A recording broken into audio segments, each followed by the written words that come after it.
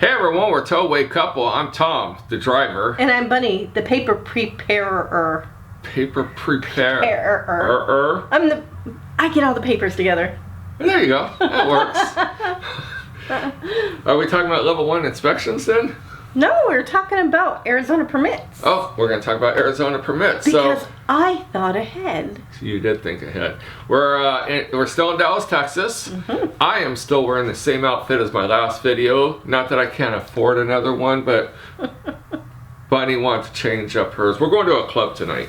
We are. Can you tell? Yeah, so Bunny's trying on different outfits. I don't mind. So I told her she should do it on camera. Try it on? Try it on. No, not happening. Not happening. No, not happening. Alright, so we're going to talk about Arizona permits, so this video might take a little longer. So, couple things on Arizona permits. Per our last video, we talked about bad advice. We see all the time where a lot of people say, let me do the finger quotes, they just go. They blow the weigh station and go. Other people say that they stop, and if the weigh station's closed, they do a selfie and at the door to show that it was locked, and they go. And other people will just see that it's closed and just go. Right. All of which... Or they'll note their logbook. Yeah. All of which is not right. None of that's right. No. We have actually... call us know-it-alls, call us whatever you want, but we don't want that ticket for not having a permit. And we don't want you to get a ticket. So in Arizona specifically, they can be hard.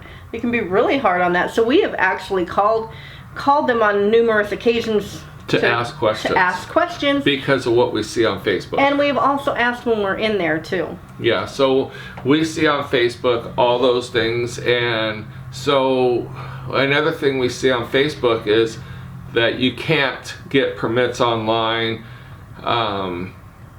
So we're just going to kind of go through a couple things.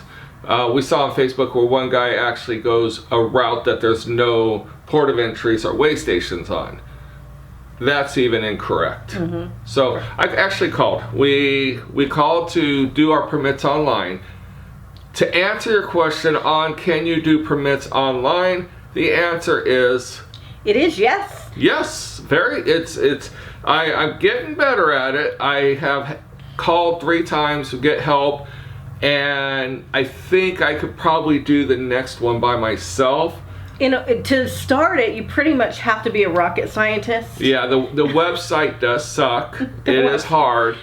Just to get the login took me probably an hour and a half just to get it, because of the fact is when you have to put in your DOT number, then of course it comes in with your company number, and it's hard. It was a pain, but once I got us to that point, then I couldn't figure it out. Come to find out I was on the wrong screen. I was trying to get Tom to go on the wrong screen. They don't care about all that. But you know what? The best thing is once you get to that point, once you get established on there, then you can call in and they will actually walk you through it. So now, let's just tell you about the online permit.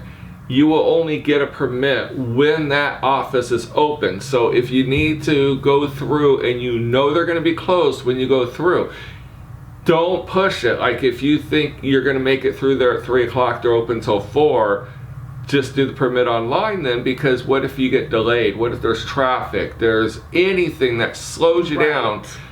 You could be technically stuck there at the port of entry because it's not right at the border. It's not like you could pull off at a hotel. It's pretty far in. Right, and they do close right at 5. They do, or 4, I think. So I think check your hours. Check your hours depending on the day. Also check to make sure they're closed on certain days, because we heard that they were closed on Fridays. So we were like, huh. So we called on Thursday. Now, again, you have to call to get help when they're open. Call plenty of time. Don't call 5 minutes before they're closing. They will hang up on you. Ask me how I know this. And then you call back, and then you basically kind of threaten them and say, you want the permit? if you hang up on me again, I'm going to call corporate down in Maricopa County, and I'm going to ask them why the Sanders station or Saunders station, whatever it's called, keeps hanging up on me when I'm trying to buy the permits. They actually kind of help you. So amazingly. So you will only be issued a permit when they're open. So you can't go online, even if you know how to do it. You can't go on at 10 o'clock at night because you're going to go through at 11 o'clock at night and do the permit like a Nevada permit or something like that. Right. You got to do it. So a DOT officer at one of the facilities has to approve it. And then they email over your receipt and the permits. And then if you're lucky, you've done it correctly. Yes, because they corrected one of mine thinking I did it incorrectly, and I did it correctly on my own. Imagine that. And we had to call Maricopa to get a refund because they way overcharged me. And in order to get the refund, it had to have been done online. Thank God it was done online. Had it been done at the office at Sanders, I would have had to go back to Sanders for them to issue the credit, which they told me they couldn't do. Right. So now, a lot of other people think that, oh, I'm a 3/4 ton, I don't have to have a permit. You're correct. You don't have to have one for your truck. Semi-correct. You don't have to have one for the truck, but you do have to have one for that trailer. Because of the, you have to have one for the trailer and one for the awning. So when I go through my 1-ton truck, I have to have one for my truck, one for the trailer, and one for the awning. So it's 3 permits. When you're online, when you do the truck, you're also doing the trailer at the same time. So you get 2 permits for a twofer. Right. But you're still paying for 2. But then you got to go on and do a separate for the over width. Right, and a lot of people also think too that the little Sprinter vans, that you don't need them. Yes, you do. You know, they're not much bigger than a Matchbox car. Right. But you even still have to get an oversized permit for that awning also. And you got to get a permit for that one because it is a commercial. We have to do one on Bunny's motorhome. So she gets 2 permits. She gets one for the motorhome, no matter how small or big it is. And then she has to get one for the oversized because of that 4 inches of the awning overhang. It is what it is. Companies reimburse it. I don't know of any companies that don't. I will say this. If you are working for a company and you're getting paid a cost per mile and it's negligible to all the other companies and you got to buy your own permits, you are at the wrong company. You should be checking other companies. We have heard that there are some companies that do that. So the bigger companies reimburse for the permits. But you know what, like I said, it's very vital in Arizona that you have those permits. And the biggest thing too with Arizona is you have to state which route you're going. And you have to stay within that route also. Correct. So if you're going to drop off in Southern California, typically you're going to run Interstate 40 all the way through and exit in Needles. If you decide that you're going to run I-17 and you get caught, it's just as bad as not even having a permit. So I did ask about that. We were stuck in traffic. We had done our route. We were 30 minutes before Flagstaff heading towards Barstow, and there was fatalities on the freeway. So I called the Sounder station. I said, hey, we just went through there not too long ago, and we're hearing on the CB that there's fatalities coming up. And they're like, we haven't heard any of that. And I'm like, yeah, but my question is, if I can get to Flagstaff, which is only 30 minutes somehow, can I drop down to I-10 and then go to California? They said technically no. Technically no. But they said that it's really up to the officer. If you tell the officer, hey, there were fatalities, freeway was closed, most likely he's going to just let you go. If he can verify it. Right. He has to be able to verify it. Saunders didn't even know about it because it happened so soon. They weren't even notified all the way back at that port of entry. When we were delivering I was delivering to Southern California and Bunny was delivering in Prescott. Yes. So we had to do the permit and we had to know. So they were doing Bunny's permit to Prescott down to the 10 and over. They were doing my permit down the 40 to Needles. And we're like, no, we're traveling together. Oh, so if you're doing TowAway and DriveAway, make sure you're up front real fast. We're going the same route. Just so that way, because the fine, we're told, can be as little as $150 to $1,500 for Arizona without a permit. We're also told it is now, people wanted to really debate me. I talked to 2 different guys at the Saunders DOT, a sergeant and a lieutenant. They both said the same thing. They said it's up to the officer. So there is some leniency. But they did say it is an arrestable offense. And I posted that was a felony because that's what originally the sergeant said. It turns out it's a misdemeanor, arrest and release, but you will have a criminal record. And I don't know what your company would say if you were arrested driving and pulling one of their trailers. No. Not sure, because these companies will de-lease you because they got 8 to 20 new drivers a day signing on. So we gotta play it safe with ourselves. And you know, and people always go, why do you care? Why do you care what I do? Because what you do, and we're running the same DOT numbers, that reflects on all the other drivers. Correct. And we do know this one for a fact because our sons worked, they didn't deliver trailers, but they worked for a company who was horrible. Horrible. Always had violations. Always had violations. And my son told us every time they pulled in through a DOT station, he had to account for at least 2 hours because they were doing so many level 2s, level 3s. They were going to inspect them. That filters down to each car, each driver. So of course, yes, what you do impacts everybody else. Now, he was lucky. His company knew they were going to get violations. They didn't care they were going to get violations, so they paid all the drivers' violations.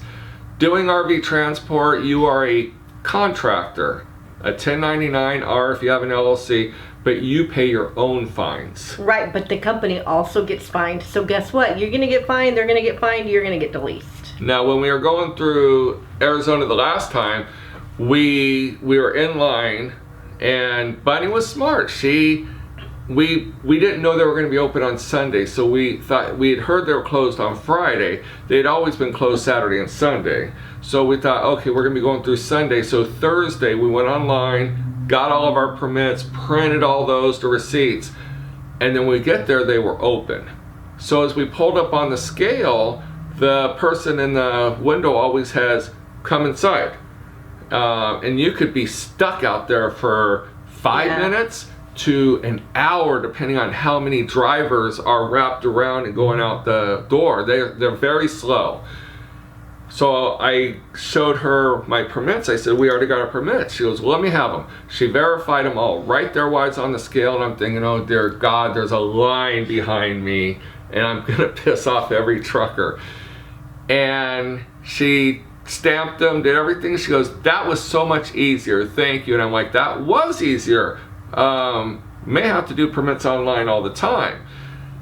Bunny comes through, same thing, really fast. We're on our way. I didn't see it, but Bunny saw an RV transporter blow the scale.